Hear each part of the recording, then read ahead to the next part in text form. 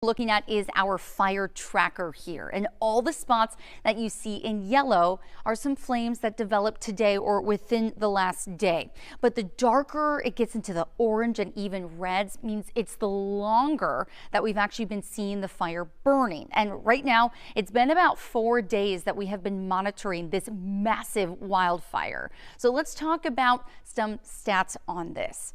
It is only 3% contained. I mean, that is absolutely nothing over the more than 1 million acres that it's burning on. And you can see right here, this blue line that's extending out is showing just how far in miles we are seeing this burn, all the way toward Lake Meredith and then out toward a Canadian here and inching closer and closer to the Texas and Oklahoma border. So I do want to show you some video of exactly what this fire looks like, and take a look at these flames. I mean, it is absolutely devastating, and like I mentioned, unfortunately it's deadly. You can see the plumes of smoke that make it so difficult to see, and it's not good to be breathing in this air. I actually worked in California and I covered tons of wildfires across the state, those Santa Ana winds that are just racing through, and that's the issue. The reason that we are seeing the very low containment is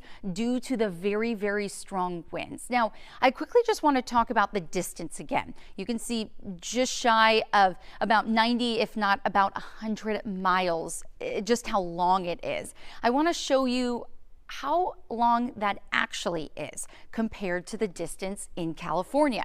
So right here we have Santa Barbara and Los Angeles. If you've ever been there, you know it takes about 2.5 to sometimes even longer, 3 hours, obviously depending on traffic, and that's only 90 miles long. Now let's take you over to the northeast. We have New York City here and down to Philadelphia. That's about 83 miles. Again, distance from when the crow flies, you know, roads might be a little bit longer, but that just shows how far this Smokehouse Creek fire is extending. So it's really important that we look at the dynamics of the atmosphere. Is this going to improve, or potentially is it going to get worse? Well, I want to show you before that something else that we have is our fire hotspot map, and it can actually get down into detail on where we are seeing some of the strongest flames. So again, this is Lake Meredith, and you can see that there are some hot spots just to the north of the lake as well as off to the south. As we continue out to the east, you see even more of those hot spots, and then there's Canadian here, and you can see a lot of them just off to the south. Again, this is still in the panhandle of Texas, but we could be seeing that extend out just due to just how large in size this is. Now, let's talk about the forecast smoke, because I did get asked a question. Hey, could we be here in Houston seeing some of the smoke from the wildfire? Right now, just the way the winds are blowing, it doesn't look like it's going to be making its way this far to the south and east. But hey, you can see that the smoke is now going to be moving off into the north as we head into your 5-6 o'clock hour tonight. Then there's a bit of a decrease as winds will likely be dropping a hair this evening. But that's not stopping the shift in the winds and that smoke starting to extend out into Oklahoma, like I mentioned. And then again, going to be back off to the north and east as we head into your Saturday.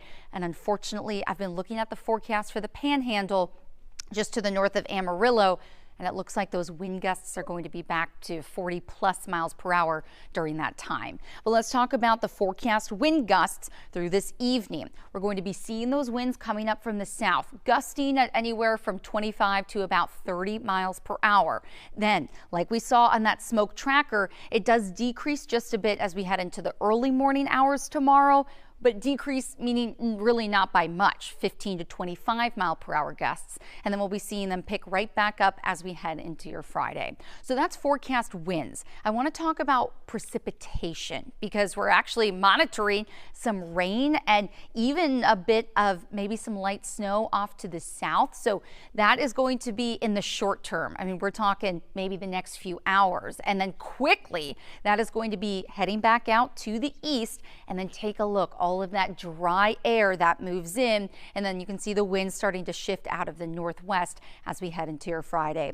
So unfortunately, we're still going to monitor a lot of that dry air overhead, especially as all that rain kicks out to the east. You can see some of these darker oranges and reds going to be showing the lack of moisture in the air.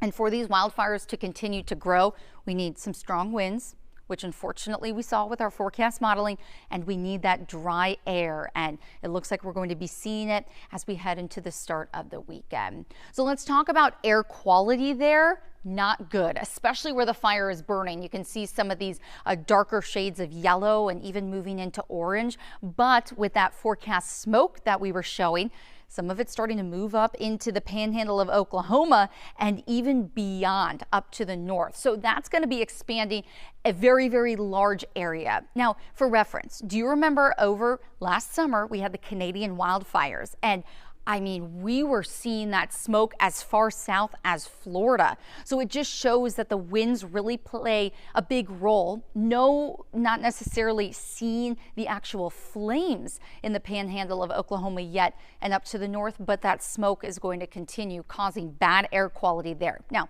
this is the air quality for today. And we're going to continue to see where that goes just as the winds shift. You know, I mentioned they're out of the south now, but as they shift off to the north, they actually could be inching closer and closer to Oklahoma City as well. So a lot going on with the Smokehouse Creek fire. Like I mentioned, it is now the largest wildfire in Texas history, and unfortunately, it has been a deadly one. So we're going to continue to bring updates on this fire, as well as what you can expect right here in Houston. Today,